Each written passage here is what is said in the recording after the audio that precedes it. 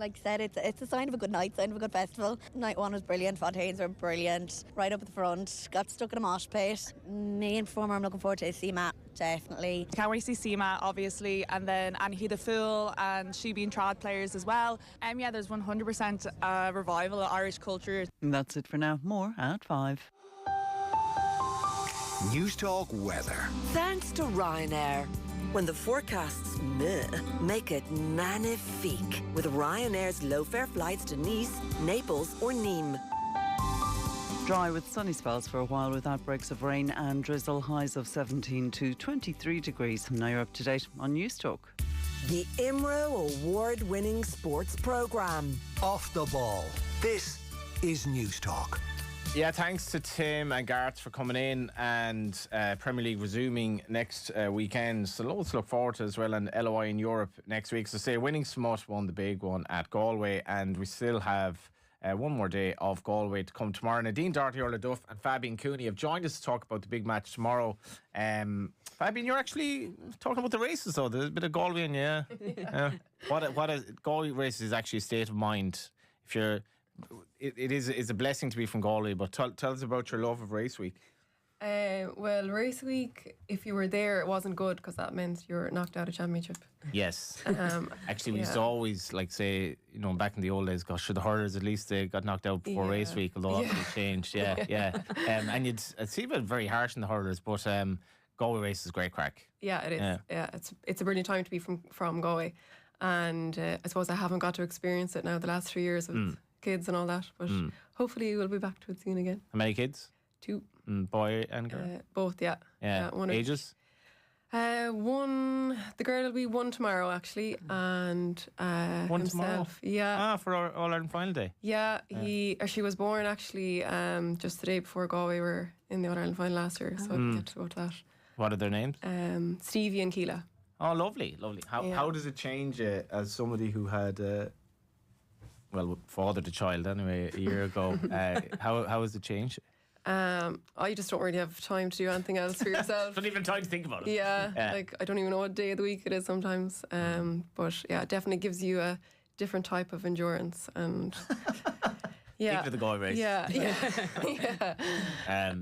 I've gotten to the stage where actually sometimes I don't know whether something happened today or yesterday. Yeah. Genuinely, I'm like, and maybe that's just getting maybe a little bit older. Are you excited for tomorrow? Like, what's the mood like in the county? Yeah, we're absolutely buzzing. I can't wait. It's always going to be a good game between Meath and Dublin. There's that rivalry. It's built up from the men's game. It's there from when we played them in 2021. So yeah, look, I think it's going to be a cracker, and fingers crossed for Meath tomorrow.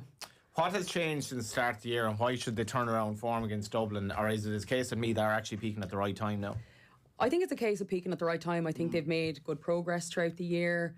There's that mix of experience and newer players coming in, so it takes a while to kind of settle into the mould and kind of get used to playing with each other when there is that mix. I suppose when we had that success in 21 and 22, we had been together pretty much since 17-18. We'd lost the 18 and 19 intermediate final and then won in 2020 in the intermediate. So it takes that time to build. So I think that's what the girls have done this year. They're working well, the experienced players, whether it's, Vicky Wall or even Cleary, even Shauna Ennis coming back from a cruciate injury, and then the newer players into the fold, like the likes of Kerry Cole, who's been, on fire and up at front. So yeah, I think that mix of playing with each other and having the time to settle into each other, and with new management coming in, it's reinvigorated Meath football this year, and they're hopefully peaking at the right time for tomorrow. We'll talk about hand turn and all that, but just on Vicky, so if you can put yourself in the dressing room, how much of an inspiration is that, just to see that face there, and that it's almost like looking at a winner? Yeah, absolutely. She is an athlete, as I would put it, full stop. Regardless of what sport she puts her hands to. Absolutely. She gives 110% to everything she throws her hand at. She's a real motivation in a dressing room, to give you a clap in the back to keep you going. So yeah, she's a great inspiration to have in a dressing room, and I've no doubt that she'll play a big part tomorrow. How do you call it, Nadine, before we get into the game? Geez, hit me straight away there. I think it's very hard to look past Dublin.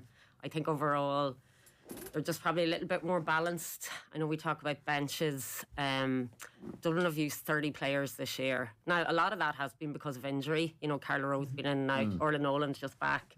Kate Sullivan was out. But I just think they have that little bit of impact coming in. And I think with Meath, now you might know more than us, sort of, but it looks like Katie New is out, who's a massive loss. So Sean Ennis will likely come in there. And then you're kind of looking at the bench thinking who is going to come in if there's an injury in the defence or if they need to switch it up, because Shauna has been the only defender who's come in as a sub in the last 3 or 4 games. Then in the middle, Orla has been brilliant, Orla Sheehy, but she's been replaced by Katie Birmingham pretty much on the minutes to go mark. And then up front there's been one change. So you kind of just look at that with me. They kind of have had 3 subs, and outside of that there isn't a whole pile. Now, they do have options, but I just think with Dublin, they have a lot more to come off the bench. And I do think you look at the 2 starting 15s, and I just think overall Dublin are more balanced. Like, that Dublin forward line is unbelievable. Yeah, so, like, in fairness, panel depth will be absolutely massive, right? So is that a fair point? Yeah, I definitely think it is a fair point, and potentially could Meath have used maybe a few more players earlier on in the year, trialled a few more. Yeah, you could say that, but I suppose then it's hard to make those changes when a team is kind of trying to gel. So you can look at it from the kind of 2 points of view, but I do take that point that there probably is maybe that little bit more experience on the bench. If Sean Ennis has to start tomorrow, then she was the kind of experience that was being brought in the last few minutes to kind of drive it home, and she was getting a score, I think, nearly every... Yeah, she scored 1-3 in the last 3 games. So like, she is a big player, and from, you know, I'm a great friend of hers. She is just a great voice, a great, you know, a driving force within a team to have. So look, whether she comes on or she has to start tomorrow, she will make a difference. But your point about, you know, having that depth of bench, it is hard to know whether, you know, Meath have it. But look, you never know. All Ireland final days are there to be won, and anything can happen, like what happened in 21. Like in 2022, when you won your second, I think you only made 3 changes in that game. So, you know, like, here I am making a point, completely go out the window. But I think with Dublin as well, I just look at that Dublin forward line, and I look at the Meath, the full back line in particular, and you look back to that league final. While I don't think the result will have any impact psychologically on either team, but you were just looking at patches of that game. And out of the 6 starting forwards for Dublin on Sunday, only 2 of them played the full match that day, so like they're much stronger. And like in the first half, okay, Meath were ahead for 3/4 of that game, but every second attack, Dublin looked like scoring a goal. Like, there were times that they absolutely ripped Meath apart there, but they overplayed the ball. So I think they will look at that, and if they, you know, fix that overrun of the ball, like it could be very, very tight for that Meath full back line at times. What vulnerabilities did Dublin show against Galway then? Oh God, well, like, over the 60 minutes, you would have said Galway, you know, should have won that game. But I think, like, looking at Dublin, they just have that bit between their teeth this year. I think that's why as well that I can't, like, overlook them to win it tomorrow. I think so they what's just changed from last year in that regard? Well, I think that the loss, I suppose, the Galway defeating them in last year's semi-final, I think that really put a sour taste in their mouth, that I think they've come back this year with a point to prove. So vulnerabilities, I don't know, like, they kind of got stronger as the game went on. And as Nadine said, like, that forward line, I think that half forward line, especially with Orla Nolan coming in, she was unbelievable when she came on. And she's, I suppose, you look at Orla Nolan, and again, I mean, you look at Katie New, who's out, Caoimhe O'Connor for Dublin, very likely that she won't play. And you have Orla Nolan coming in at centre forward. Like, it's incredible. And while, okay, you're losing the running power of Caoimhe O'Connor, Orla Nolan is probably one of the best passers of the ball in the game. So she's going to give Dublin a completely different, I suppose, outlet in that regard. But then you still have your runners, and Kate Sullivan, if she comes out the pitch a bit, you still have your runner and Nicole Owens. Like, they still have that pace. In terms of weak links, like with Dublin, and we talk about this all the time, like, if the referee doesn't like the way Dublin are playing the game, then that could cause them a bit of difficulty in terms of frees. Well, I mean, the Galway game was very physical. I mean, it was really physical, and you could see the Galway players getting clearly irate because everything was being let go, and it suited Dublin. And when you talk about Dublin being driven, you could see them coming in at half-time. They played against the wind. They came in at half-time. Were they up by a point or down by a point maybe? And you could see Martha Byrne, Leah Caffrey, clearly, you know, they were really, really up in that regard. But if the referee refs it in a different way and the foul count goes up and there's a sin bin here, there's a sin bin there, like Meath will capitalise on that, absolutely. So while you want physicality in your team, I think Dublin might have to be careful in that regard. I actually think the last time I was talking to, maybe was it Vicky Wall on in this studio, she was like, this is a couple of years ago, absolutely loved the physicality of the game. So where will that battle be won tomorrow? Yeah, I think both sides have to be careful not to concede frees in scoreable zone, because Meath have Emma Duggan that will take her free, and so do Dublin with Hannah Tyrrell. So, do we want to have the game come to like a point shootout? Probably not. We want more scores from play, but I suppose how erratic is refereeing in that regard, depending on the referee on the day, because it's like one person could see something different as well. It's become like very difficult. I think it's the team who's going to adapt quickly to the style. I think you have to kind of make that judgment pretty quickly when you get into the game and filter it throughout the team that, okay, he's pulling up on this or she's pulling up on this, whatever it is. And they're going to have to do that fairly quickly. Was that a frustration when you were playing, that it was kind of almost like we're not exactly sure what to expect here and it could be two extremes of one, like? Yeah, I suppose it's the same in the club game. It's, that charge. Sometimes you don't know. You fall on your back and you don't get... Other times you get it. It is very hard. It's probably hard for the refs to call as well. There is that, maybe, obviously a lot of players say it needs to be looked at, that kind of physicality rule, and especially that charge. So, yeah, look, I think it'll just depend on what happens tomorrow early on, and the girls just need to adapt really quickly, and it's not going to be a call for management. It's too loud in Croke Park. You just need to do it there and then filter through to everyone on the team and make sure, look, we're keeping our foul count down. Well, okay, so we might extrapolate onto rule changes then, because like from the men's game this year has been, I don't know, it's like a liberation.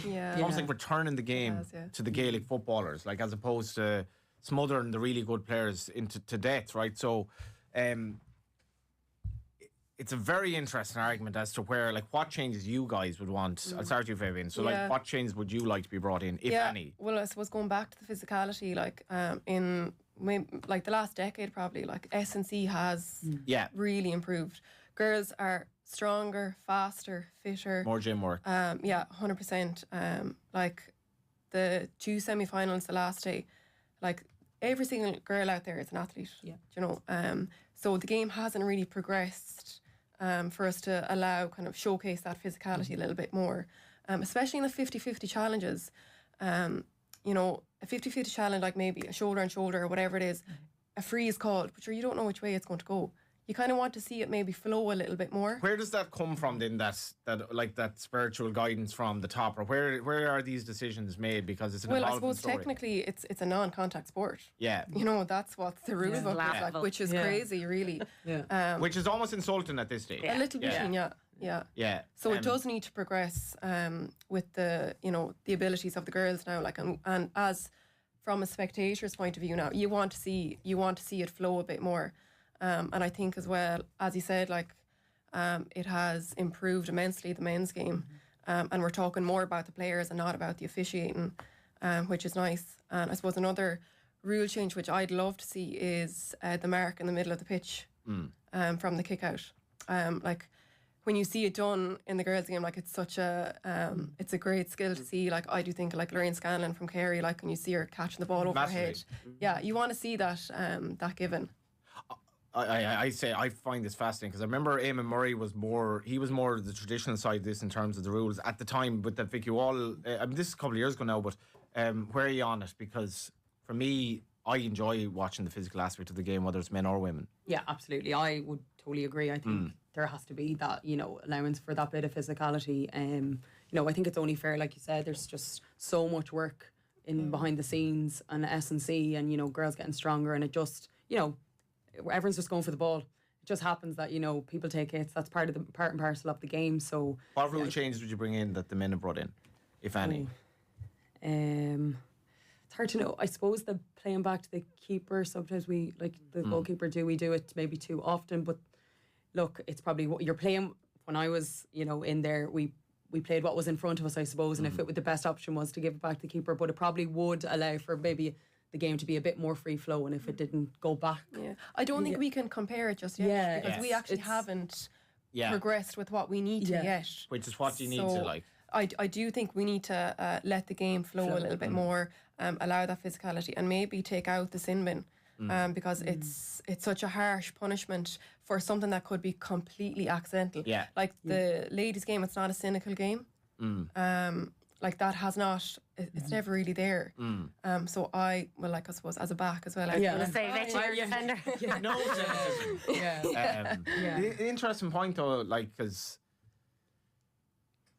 you, I suppose you want to feel part as well, like Nadine, of that upsurge in good feeling in terms of the game across the board, because like it has been major swing this year, and I'm a Galway man, but like that, with respect to the Galway Armagh game last year, it was like the Madeira Gaelic football. We have to go on from this, and they did an unbelievable job in the men's level. So what would you change? Yeah, I suppose I'd change plenty. Yeah. And I think just talking about the keepers, like you'll see Abby Shields and Robin Murray are both, they've great feet. They take it, give and take. We'll see a lot of that tomorrow. So I'd take out the back pass. I'd take out the rule whereby you can't hold your player off, which is absolutely ridiculous. So again, we're talking about players who are strong and they can't use that to their advantage. I'd love to keep 3 up front. I think is that the one that like? I really think so, because we are like I've honestly watched every championship game this year, and we are going defensive. Whether it's it's the coaches who have come in. A lot of coaches come in from men's games. There's been a number of intercounty coaches in the last few years who had absolutely no experience in the LGFA, and they got handed a senior intercounty team, which is very interesting in itself. It feels like an article there, there might have been one or two, but I think we're creeping in. It is creeping in, the old men's game, as you would put it. And we were able to sit back there for a long time when the men's game was so poor, and we were able to market our game. I used to sit in shooting and say, we have a brilliant game, it's quick, it's fast, we don't play blanket defences. And we do now, and we will see a little bit of it on Sunday. And in the intermediate game, we'll see a load of it. And the junior game, we'll see a bit. And especially at intermediate level, you have coaches in there who are simply coaching blanket defences. I've seen clips of games this year, and there have been no forwards in the other half of the pitch. So I'd love to see the 3 up. I'd love to see it. And I think we need changes, because we just need a bit of focus on the game for a positive. And I think if the LGFA did that, and it comes from the top. You asked that question, it comes from the top. I mean, Congress is there, it serves a function, but I think if the LGFA promote rule changes themselves, I think they'd be passed quicker. So there's a lot that can be done in that regard, because the game is in danger of slipping off the map. Really? I feel it is, yeah. Would you agree with that, Fabienne? There's probably points for and against it. I suppose when I hear rule changes, I'd kind of automatically think of what would it be like at club and school level. I'm not so sure. Maybe if you were to just implement it at county level. But I don't know if it's slipping off the map just yet. As a defender, like, so if they brought in the 3 up top, I have to say now, when I was looking at all the rule changes, I wasn't even in the men's side. I wasn't even sure about the 2-pointer, but I thought if you put 3 players that have to be at least in the other half of the pitch, it'll be a massive change. It does seem a bit of a no-brainer though for you as well, like. Yeah, it probably would be a positive thing, especially when you do kind of have a lot of men's coaches going into the ladies' game, and it's kind of like it's an easy fix if that's what you want to, or maybe a lazy tactic at this stage. Yeah. I think that's something that we need to look at, like trying to get more women in managements. How do you do that, actually? It's a great question. Yeah, it's kind of, I know it's almost like a cultural thing or something, but like, and management is not attractive to a lot of people, men or women. So how do you encourage them to get into this? It's very hard because, like I said, it's such a commitment. Like the hours and hours, like as players, the hours we put in. It's a full-time job as a player. It's a full-time job as a manager. Yeah, because you're never off. You're always on. It's like if you checked your WhatsApp, blah, blah. your manager's going to be online. It's constant. So it is that thing about having the time to do it, and obviously being steered in the right direction, making sure that there is access for women to go into managerial roles if they want to, but there has to be kind of the path laid for that to happen as well. The LGFA, to their credit, they have a pathway. They have a coaching pathway for past players, which is amazing. It's not filled every year. I think from county boards level, okay, let's look at Mayo at the minute. They don't have a manager. I wonder if Staunton got a phone call. I mean, if I was on the Mayo County Board, Cora Staunton's in with the Ballina men. Yeah. Highly regarded. She's Cora Staunton. Speaks really well about the game. Speaks really well about the game. Great insight. Biggest inspiration ever. It's a no-brainer. So, are you suggesting that Mayo might not have actually done this yet, but they might? I'm not. I don't know. You'd hope that they have, but I think that's just one example. Yeah. But I feel every county board, you need to be identifying possibilities. You need to be identifying past players, and you need to approach people, because as women as well, sometimes we're, it's proven in studies. We would be less likely to put ourselves forward for things.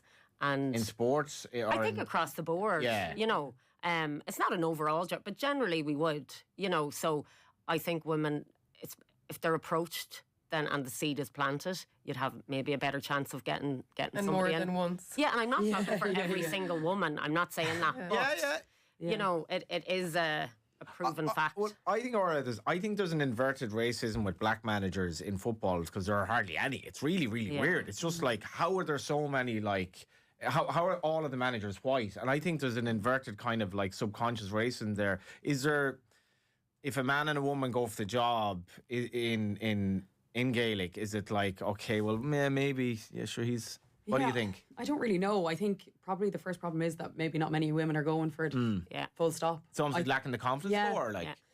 Yeah, I think, and as well as that, if you don't have, that experience, I think you have to start at probably club level, and you need to, dip your foot in there, and then, keep progressing from there. And if you're not, I suppose you have to be willing to put yourself out there as a woman and try these things.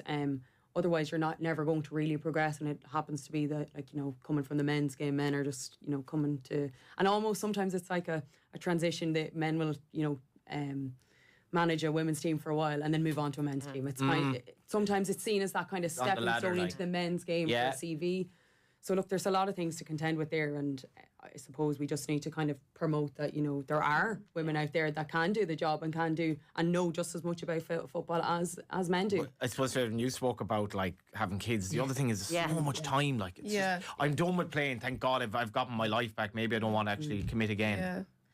Yeah, there's probably a bit of that as well. And I think if you were to think about like myself, if I was thinking about going in to manage a team, like I'd be like, oh my God, there's so much to do. Definitely in years gone by, that's the way it was. Like you'd have, like, from literally admin to everything else, like there would be so much for one person to do. But I feel like now it's getting better. Like there's so much already now set up, especially county level, set up, put in place. I think it is getting a bit easier maybe for someone to come in and take the role.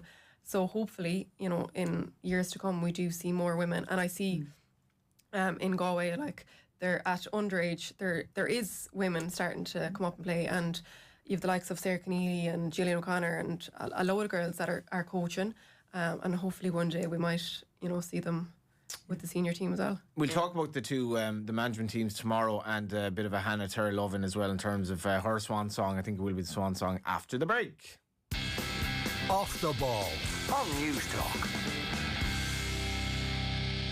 News Talk Breakfast. Broadcaster Adrian Childs told us why he feels it's important to share your dreams, but to do it succinctly. Well, it's the most boring conversation of the day. Fundamentally, no one's interested. I mean, unless it's a show-stopping dream, but it's only ever show-stopping for the dreamer who dreamt it. I'd challenge anybody to say, somebody was telling me their dream, and I found it absolutely fascinating. It just dribbles on, and people get confused. They confuse themselves and they start making stuff up, and it all gets vague and meandering. News Talk Breakfast. In association with AIR. Weekday mornings at 7 on News Talk. Conversation that counts. Go green for good on News Talk with Repack. Did you know about Repack? We're driving Ireland's packaging recycling efforts, working with businesses to create a cleaner, greener future. From compliance to packaging innovation, we're making a real difference. Is your business on board? Visit repack.ie to become a member. Go green for good on News Talk with Repack, proudly supporting a circular economy. This season with Sky Sports and Sports Extra, you can watch every live Premier League match. That is unbelievable. So that's every... Mo Salah! Every... Fernandes! And every... 300 live matches across Sky Sports, Premier Sports and TNT Sports. So if you just can't get enough of the Premier League, search Sky Sports and Sports Extra today. It's here, it's now, it's Belfast. A city alive with summer adventures. Wander the Maritime Mile and unwind in calm city gardens. Soak up the sounds of live music in bustling trap pubs and stylish rooftop bars. When you've worked up an appetite, savour the bold flavours of Belfast's vibrant food scene. From the buzzing city centre to culture-rich neighbourhoods and beyond, there's so much to explore. It's all right here. Visit belfast.com. Hello! Hiya. I was just reading about that awful crash at the crossroads. It was Kate's son who was killed. Oh, no. The roads. So many deaths. Colm, look, I'm not nagging, but I've seen you flying up that road. Please slow down. Imagine it was your death notice. Ma'am, it's grand. I don't ever want the Gardaí calling here. Chat to your loved ones about their unsafe driving today so you don't lose them tomorrow. A message from the Road Safety Authority. The North Face. Out here, we play different. No games, no refs, no scores. Just pure focus. Adrenaline. On the edge. In the zone. In the rain. In the cold. In the middle of nowhere. In the middle of everything. Never stop exploring. The North Face. Dundrum Town Centre, Blanchardstown Centre and Cork. Summer sale now on. This week at Power City, check out our mega deals on Bosch, Neff, Miele, Samsung and LG. For more information, go online to powercity.ie or call in store today. Nostra, proud members of Guaranteed Irish, share this message. Cyber attacks are constant and AI is making them smarter than ever. Businesses are targeted every single day. Nostra's Cloud Shield 365 gives you 10 layers of cyber protection, real-time threat detection, 24/7 human response, zero trust security. Peace of mind from Ireland's leading cyber security partner. Cloud Shield 365. One solution, total protection. Visit nostra.ie to start the conversation. And remember, look out for the G. Guaranteed Irish. Altogether better. The IMRO award-winning sports programme. Off the Ball. This is News Talk. Fabienne Cooney, Nadine Doherty and Orlaith Duff are yeah, do you ever get that sort of, what's your actual, how do you pronounce your name? It's an unusual one. Yeah, all the time, yeah. And what's the go-to? Thanks, Mum. Yeah. I do say... What was she thinking? Yeah, what was you thinking? I just say, if you can't say it, just say Fab. Yeah, Yeah. Fab. Yeah. From Fab to Nadine. Nadine, you were going to have an article.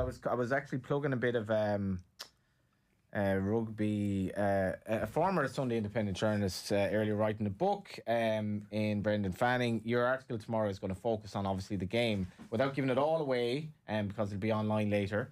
What are the matchups that will decide this? Yeah, it's I suppose the biggest one is who's taking Vicky. How do you manage that power? Like, exactly. It's so past 3 meetings, young Grace Coss took Vicky. First game in Parnell Park, she did brilliantly. It was a heavy day and she just drove Vicky demented, I think. She literally, like Brendan McCall tried to do last week against the great man himself. Not easy. Just hands-on, not easy, like hands-on body checking. So Grace did a great job that day, and then the next 2 games she was given the task again and didn't go to plan. Vicky had a big impact. So she's gone. Obviously, she's one of the crew gone to, I think she's gone to Sydney. So the obvious is Goldie. I think everybody would think Goldie. It's been tried and tested before and it hasn't worked. I just think like Goldie is also one of the strongest players will be tomorrow on the pitch, but physically I just think Vicky has the edge over her, and I think pace wise as well. Again, while Goldie is so fast and probably one of the fastest on that team, she has lost a little bit of pace. And that's why I would tend not to pick her if I was picking, because I also think with Sinead, if you have her on a different wing or you have her somewhere else, you'll get the best out of her. You're nearly sacrificing her game too much. So I think the obvious choice then for me is probably Eilish O'Dowd in the midfield. Eilish will come in, she'll just do anything that you ask her. selfless player, really strong, really physical, unassumingly strong actually. So I could see her tracking Vicky. And then I think Dublin will flood the middle. I think they'll have 4 or 5 across that middle to try and limit the space. And when Vicky gets the ball, they'll just try and smother her. Like it literally, I'd say, will be everybody to Vicky wherever she is on the pitch. Other matchups, can't wait for Leah Caffrey and Emma Duggan. That's literally been tit for tat. I think Leah's in better form this year. I think Leah, if Dublin win on Sunday, Leah's probably in the nod for Player of the Year. She'll be in that shortlist. And Emma's been playing really well. Like I was looking, excuse me, at her scores, and she's probably averaging 5 points a game. But we're not seeing the Emma Duggan that we've seen in the past. Because again, being selfless, she seems to be, her job is that inside forward line, and she doesn't leave it. So that creative nature of hers has been taken away from her, you know, and Vicky has been given the free rein now. So I think Emma and Leah, that's a big one. Another, Niamh Galway has been in really good form for Meath. I think she's going to get it tough against Martha Byrne. I think that's going to be a real battle. 2 real feisty players, 2 players who play on the edge, you could say. So I think Martha could shade that one. Ciara Smith actually has been unbelievable for Meath this year. And whoever takes her, like they could put Goldie on her, I suppose, but she's had a serious influence. And yeah, I think they'll be the key ones, really. Yeah, that's a lot. Sorry. And actually, just on the Vicky one, when you're in that dressing room as well, and like Nadine references last Sunday, there's obviously also an inverse motivation for the other players. Like it's not all about Vicky. So what's it like? Almost planning what they'll do in terms of Vicky when in the Meath dressing room, because like you have to be ready for as like crowding out and so on. Yeah, I think while others will focus solely maybe on Vicky, I think when you're in that dressing room, it's very much a collective unit, and it's, you know, what can we all do to contribute to this game. So I think in the Meath dressing room, they won't be just focusing on, you know, we need to make sure Vicky, you know, gets on the ball or whatever that needs to be. I think there are plenty of other people, like I think Kerry Cole, when she comes out in front all the time, I think she played very well against Kerry. So I think Dublin will have to be mindful of her. Ciara Smith, and like you said, I know Emma Duggan probably isn't playing that free role that she normally would, but it's that selfless role that she has to do to kind of, you know, make space for others coming through. So I think while, you know, Vicky is a very important player for Meath, I don't think the Meath setup is, you know, as focused on her as you know, outside camps will be. And you know, I think Sinead Goldrick will pick up Vicky, but do you reckon? Yeah, I just kind of think wouldn't surprise me. Yeah, absolutely, I agree. I think Sinead seems to, I don't know, they kind of relish, you know, the challenge of each other kind of thing. So I don't know, there's talk now that Niamh Headington is going to be, I think she's named to start full forward. Yeah. She's been starting in the middle, so I don't know. Yeah, her and Carla have kind of been switching in and out. Yeah, so I kind of wonder, is it Dublin's plan to try and, you know, get on the scoreboard early as we can with maybe a goal here with, you know, Hannah Tyrrell and Niamh Headington inside, long ball in, high ball in, you know. So you just don't know what way it's going to pan out. It'll be very interesting to see the kind of matchups there, and will Jess Hogan pick up Kerry Cole, or, you know, who'll pick up Aoibhinn Cleary? She has been absolutely outrageous this year. She's so athletic. Oh my God, she's unbelievable. A really good ball carrier. She has been phenomenal. She's probably been, her and Vicky obviously have been their best players. I just think she's been unreal. So Dublin will, they'll have that down on their card as well. Absolutely. She's contributed 2 or 3 scores each game. Her running, she's just a fabulous footballer. Yeah, absolutely. Fab. Give us your matchups then. Yeah, well, I think, you know, you've named a lot of players there that are going to stand up and stand out tomorrow. You just hope that they don't cancel each other out. And I suppose, like, when you do look at players like Vicky Wall and Hannah Tyrrell, like, the biggest thing you want to do is deny them the ball. So it is everyone else around you that's going to play a pivotal role in terms of not allowing them possession. I think that's where both managements really should be looking at, trying to deny them possession, because once they have the ball, it's very, very difficult to get it off them, and you're either looking at a score or a foul. And if it's a foul within scoring range, both Emma Duggan and Hannah Tyrrell have the capabilities of putting everything over. We'll say with Sinead and Hannah, like, we'll talk about Hannah shortly, how hard is it to maintain your quality at that age, like to keep it and to keep the commitment, and including potentially with the young family as well. Yeah. In Hannah's case. Yeah, I think you have to be a lot smarter. I don't think you have to be doing the dogged training that you would have been doing when you were a bit younger. I think it's about maintenance and your recovery, and I suppose the mindset actually is a big thing. And listening to Hannah's interview after the game against Galway, like her getting that free to level the game, like, you know, it was just another kick of the ball for her. It's amazing, isn't it? Yeah, it is. Yeah, so calm, so collected. Like, she never had a doubt in her mind that that ball wasn't going to go over. So and that's the thing that, like, once doubt creeps in, doubt is there. Like, So I think the likes of, you know, of Sinead Goldrick and Hannah Tyrrell, like, their mindset, they're well prepared. So if Sinead and Vicky, how will that matchup work out if in your head? Very physical encounter. The referee might have a part to play in it too. Yeah, that's probably where maybe the ref will. There might be an early talking to the both of them, but again, like, we probably don't want to see both of them cancelled out either. It's hard to know because Sinead loves to carry the ball forward as well. So, and even I know your point about with Niamh Galogly and Martha Byrne. Martha Byrne likes to kind of keep the house safe. Niamh Galogly likes to do an awful lot of running back. So I can't see Martha tracking Niamh all the way. I think maybe Niamh will, you know, carry, and then once she gets into the zone, maybe pick her up. But then, do you want to give Niamh Galogly momentum coming in? So it's very hard to know. Gus Chapman is referee, if I get this right. Okay, so does he have to, like, at least, and you listen to players, you just want consistency and you want to know what the message is. So does he have to at least, like, make his point very, very early? This is the level I'm looking at in terms of managing the situation, which is going to be a physical game. Yeah, and he seems to be, when you watch him on television, he seems to be the type of ref who talks a lot to the players. Yeah, he does. Names the players. It's all very comfortable. Is that a good or a bad? I don't know. I didn't like that as a player. Really? I didn't like that over familiarity. I didn't see the need for it. You know, it's not about you. Just ref the game. We don't have to be friends.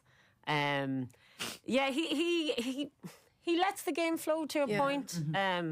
You always have a worry that the referee becomes the central focus of the game. Yeah, so you'd hope that he doesn't. But just back to, you know, Sinead Goldrick, you know, staying fit. I interviewed Sinead last year, I think it was, for an article, and she wasn't long back from Australia, and she just said in terms of her injury, Sinead would have always suffered with her hamstrings, and she had a really bad injury going over there, and she just said the rehab she got over there was absolutely incredible, and that probably has given her more longevity in that sense. But it's the whole essence around it, and those players, like, they're just so driven that, you know, if you're playing for that long, they just love Dublin. Like, Sinead Goldrick just absolutely loves Dublin.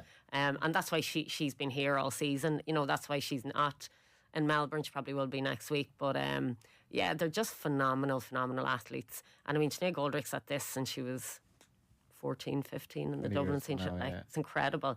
And like Hannah going over and back from different sports. There'll be an awful lot of people listening who will probably, this will be the game that they'll choose to watch this year because they're flicking in and out of sports, and that battle will be amazing if it happened. Between the two, Sinead and Vicky. Oh yeah, absolutely. And look, both incredible athletes, and it would mean so much to both of them to win another All-Ireland final. So yeah, I think it's one worth watching, whether it comes to fruition, maybe even for just parts of the game. Yeah. You know, it might not be a whole 60-minute job that they have to mark each other, but I think even going back to like the likes of Hannah Tyrrell, I think maybe, you know, whether it's Mary Kate Lynch or potentially Anya Sheridan that pick her up, they're well aware, they're well used to marking each other in there. So I think Meath will, you know, they'll be comfortable enough. They know Hannah's game, they know what she's about. I think they just need to be careful with the frees, be careful not to concede too much inside, because we know Hannah will slot them over. So Alana produced a good slide on Nate and all that, points out he's very big in explaining his decisions. So did you like that as players? Yeah. Like at least it's not you're not left in the dark. Yeah, like that as well. I too will be on your side about the whole familiarity with just. But again, isn't that an issue though? Like if you need to be told, like, or explained, like, you know, talked it through, like, you know, there has to be some sort of, you know, Yeah, it probably is an issue. Yeah. If you have to tell Yeah, what, the what real- that injury, yeah. or Yeah. what that felt What's through. through, Yeah, Go back to Hannah and Sinead, so and the swan song for Hannah. Like, how hard is it to keep going when you reach so I'm 42 now, and it's actually frightening your 40s how much you slow down. Your mid 30s, early 30s. How hard is it to keep going? I think when she's obviously an athlete, she's motivated, driven to win. I think even when you retire, it never really leaves you, no matter what you're in. You know, you're competitive by nature, so that's what she seems to be. I think it was in extra time with the Galway game, she ran back and put a hand in to knock the ball off the Galway player, and it was as if she had just scored a goal. That's what it meant to her. You know, so I think, you know, regardless of age, yes, it obviously is harder. You have to, you know, maintain yourself and look after yourself that bit more, but at the end of the day, Yeah, you are doing it because you love it. yeah, It's you easy wouldn't be then. there Yeah. if you didn't love it. We've 10 minutes to left. Where does Hannah stand in the greats of, like, suppose, the icons of the women's game? Starting with you, Fabienne. Yeah, she has to be up there. And especially the fact that she's represented Ireland in rugby and Very good soccer player. yeah, soccer player, footballer. Like, she's everything going for her. I think it's a name that we're going to remember. She's probably on par now, like with the likes of Cora Staunton and those. So yeah, she'll have a big say in tomorrow's final. Yeah, absolutely. And, you know, she's definitely like a household name now, which is great. You know, you need those for the women's game as well, you know. So, but not every player gets their fairy tale end either. Yeah. So, you know, look, regardless of what way it goes tomorrow, she's had a fantastic career across a number of different sports. So, her legacy is well and truly there for the rest of her. Yeah, I'm just thinking, you know, about it's so hard to come back every year. It's a lot easier to come back when you're in with the chance of winning All Ireland. Oh, yeah. Absolutely. Well, You know, it's that- a bit like, that does make a big Like difference. Michael Murphy as well. It's like, well, okay, but Yeah, all Ireland, yeah. But still, I mean, it's huge. Hannah, yeah, absolutely. Look, Hannah's phenomenal, and she has been phenomenal. Would she be in my top 6 Dublin forwards of all time? I'm not sure. Like, if I was there with Hannah or Sinead Ahern, probably Like pick your Sinead honesty, Ahern. in fairness, Yeah, no, I'm being honest. Yeah. She's class, and I know Hannah really well. And listen, she's been one of the top forwards for the last 5 years. But Dublin have had some serious forwards. And look, she'll have a big say tomorrow. And the thing about Hannah, you know, Hannah kind of fades in and out of games, and she even said that herself in the Galway game. She'd been relatively quiet up until the last 10 minutes. Yeah. But then she is that type of player, regardless of how the game has gone for her. In the big moments, if she is given an opportunity to step up, she will step up, as she demonstrated in that semi-final, and she's demonstrated multiple times before. So I really hope for her tomorrow that she has a brilliant game, because it is her last, and it will be her last, unless she does a Michael Murphy on it down the line. And Hannah's a really good person. She's a great person, and she's done a huge amount to promote the game. You know, she'll do any launch, she'll go anywhere, she'll give interviews, which you don't get that often from players, even in the women's game now. So Hannah has given a huge amount. She owes the sport nothing, and you'd hope that it goes well for her tomorrow. Unless you're from Meath. Amanda, Shane McCormack's interesting article in the Irish News about the abuse after a loss. It's gone back to 2010. As Paul Keane had an article in the Irish News about abuse after a loss that nearly destroyed him, and he's just talking about his journey. What imprint has he made? Yeah, I think he's made, like, obviously fantastic strides with trying to, like, again, bridge that gap between the experienced players and bringing in new players, because, you know, for a long time there, it was kind of that core group that was with Amy Murray, Paul Garrigan, that set up for a number of years, and kind of, you know, you knew each other inside out. You could have played with each other blindfolded. It was just that kind of, you know, the camaraderie between each other. So I think he's done a good job bringing in new players, you know, scouting out within the county to see who's available, and getting girls in. And I do think the wins in 21 and 22 have made girls want to play for Meath, which is great because for a long time... It is hard at times, yeah. Yeah, for a long time, like you said, like, if there's maybe no prospect of winning something... It's hard to commit. Girls aren't as interested in committing, and you can totally see why. So, you know, you do need a win, or you need something like a carrot to kind of, you know, to draw people into the game. And win or lose tomorrow, there will be girls there. There will be little girls in the stand that will now want to play for me. Then I think that's absolutely massive. Fantastic. And Casey Murray, Fabienne, then in Dublin. So at least you come through an extra time, a massive battle against Galway, and history is written by the winners. What imprint have they made after 8 years of Mick Bowen? Yeah, well, I think that continuity, you know, them there, it definitely helps the team. I think it would be a different story if it was a different, totally different kind of setup coming in, having to start all over again, getting to know players. So that's a massive advantage. And yeah, we don't know whether there's influence from Mick Bowen there or not. Well, I'll get you in on that actually, because I don't think so. There was a rumour going around a few weeks ago, and then TG Carr shot him in the stands. He was on the phone right after the game. Was he on the phone to? Probably his wife to say that they won. Louise, who played with Dublin for years. Aidan O'Brien was always like, I think it's his wife he's caught. I'd say so. And now, look, the lads worked under Mick for years. Do they have conversations? Of course they do. But it's like, you know, Joey O'Brien and Damien Duff at Shells. Are they probably still talking? I'm sure, like, either that or they're completely ignoring each other. and they're friends. Yeah. I mean, the thing for me is, like, if Mick Bowen wanted to still be the manager of Dublin, the likelihood of him still being the manager of Dublin is very high, you know. But just talking about both managing teams, I think with Shane McCormick, like, he did come in at a tricky enough time for Meath. Like, they were in a bit of disarray. So initially, the first year, he just had to steady that ship, which he did really well. I think getting Vicky to commit for this year, and I know we've talked about her a lot, but like, and you spoke about it, like having her presence on a training pitch, I'd say, has given me such a boost this year. Just looking at somebody that would inspire you. Yeah, so you'd almost like cut out the. Yeah, so for him to convince her to do that, maybe he didn't have to convince her, but you know, he's done really well in that regard, and he's also experienced in the LGFA. He was with Armagh, you know, for a couple of years, and then with the two lads in Dublin. Again, that continuity. They seem very popular with the girls as well. They know the girls inside out. I think for them taking over was a really big job. You know, coming in after the success of Mick, you're always going to be judged to the highest of standards in Dublin. So for them to take over, I think, was not brave, but, you know, I just think fair play to them. And I'd say they were approached by some of the girls to stay on. So that, if they didn't, I don't think Dublin would be in a final, and I don't think Hannah would have played this year. Yeah. Goldie, Sinead, or Leah Caffrey, you know, those players, Martha Byrne, you're not retiring them, but they're coming to the end of the line. So before we wrap up, where is the AFL sort of crossover influence? You see, is Evan Cleary's off to Richmond, Sinead Goldrick, obviously Vicky Wall. So how's the crossover affecting the game as well, actually? We'll start with you, Fabienne. I think it's a good promotion for the game as well, because without Gaelic football, they wouldn't have had that opportunity. You know, they're going over there and they're getting the best of care, and in terms of off-pitch recovery and Sinead Goldrick with her rehab and all that, it's such an experience for them, and you want to see the ladies being treated that way, and sometimes, you know, we don't get that treatment here. Now it is getting better, and it is much better than it was, but I do think it's, as long as we can, you know, if there's a way of that they can do both, like, why not? At the minute, anyway.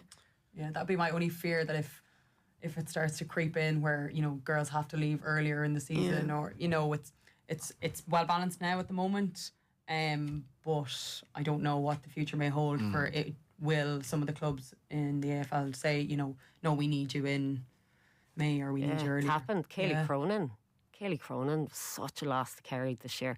She played the league. They started her in every game, started her in the final, and then your centre back is gone. You know, I think it's decimated our game, to be honest. Yeah, absolutely. What do you do about it?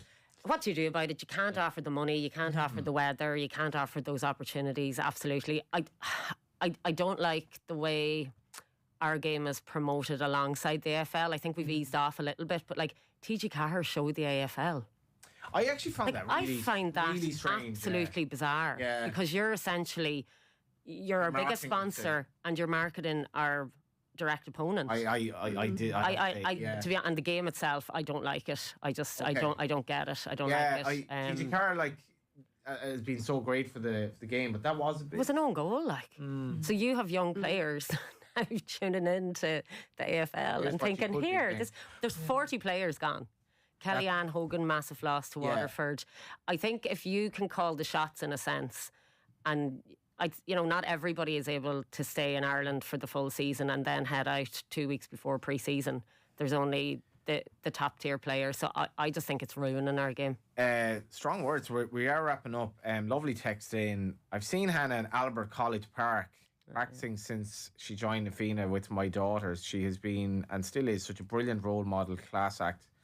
and a lovely person to chat with. And that kind of thing you have in your head of like when you see it in the movies where that person is just by himself or herself, just nobody's watching, but just practice in winter, the depths of winter. It's true. Like it actually is true. Okay, we're going to wrap up very shortly. How good a game is it going to be for the neutral, and ultimately will your beloved Royals prevail? Yeah, I think it's going to be a cracker of a game. I think it always is between Meath and Dublin. That rivalry is always there. It's deep rooted. There's a great respect for each other, but you know when that ball's thrown in, you know all cards are on the table. Like we're going to just see everyone. I hopefully you know give their best shot. I would love to see that it's not a stop start game. That it's you know kind of hell for leather. We've got like hard tackles. A lot of great scoring opportunities, but I am hoping for a Meath win tomorrow. I'm hoping for... No, I'm confident. I really am. I think there's an energy about the camp. I think they're peaking at the right time, and yeah, I'm really hopeful that we'll see Aoibhinn Cleary on the Hogan stand tomorrow. Fabienne. Yeah, they're both very evenly matched. I think they're coming in with both averaging like 16 scores each coming into the final. Meath are kind of getting better with every game, but yeah, I can't look past Dublin. I think they're going to pip the post with a couple of points at the end. I just think all over, they're just that little bit more powerful, faster, letting the ball go a little bit more, creating those opportunities, and especially going in with confidence. Like when you have the likes of Carla Rowe back heeling a goal. You're coming off of that semi-final. When you're coming off a semi-final win like that after extra time, like you're only going to be at the highest of your confidence. So I think it's going to be a Dublin win tomorrow. You get more of this in the Sindo tomorrow, but I can't see past Dublin. If Meath manage to do it, which they have the capacity to do it. They've done it before. But if that does happen, if Meath win, I think Dublin will have to have had a psychological meltdown essentially. And the fear for Dublin maybe is that they used all that drive against Galway, like Galway was their target because of last year. But I think just at the back of those girls' heads that the 2021 is burning there, and until they beat Meath in an All-Ireland final, it'll be there. That candle will be burning. Yeah. What sort of crowd? I'd say mid-40s. I mean, Meath are brilliantly supported. They're wonderfully supported. They're brilliant fans. Talking to John Green yesterday from the Indo, actually, and I was asking him, "You going to the game?" He said his son, who's like 15 years old, Meath mad. So that's brilliant. And then the Dubs, obviously, sure, it's on their doorstep, so you'd hope they come out in their droves. And in fairness, I saw the Camogie president this week, Brian Malloy, plugging the LGFA final, which is great to see. So yeah, I'd say mid-40s. But wouldn't it be great if at some point we get, you fill the stadium? I think the LGFA have to aim higher than 50. I think we're happy with this 40 to 50. Why not go for the 80 and get 70 or, League of Ireland's actually kind of similar to that, where you're like... Exactly. Yeah. Brilliant to talk to you all, guys. I actually can't wait now just to see, like, there's also so much of a human story behind people coming to the end of their careers as well, and what it means ultimately. And it's also Dublin v Meath.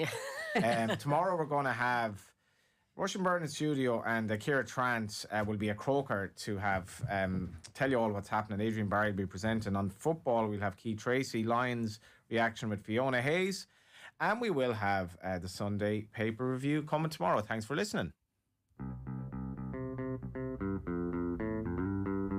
Get my ball!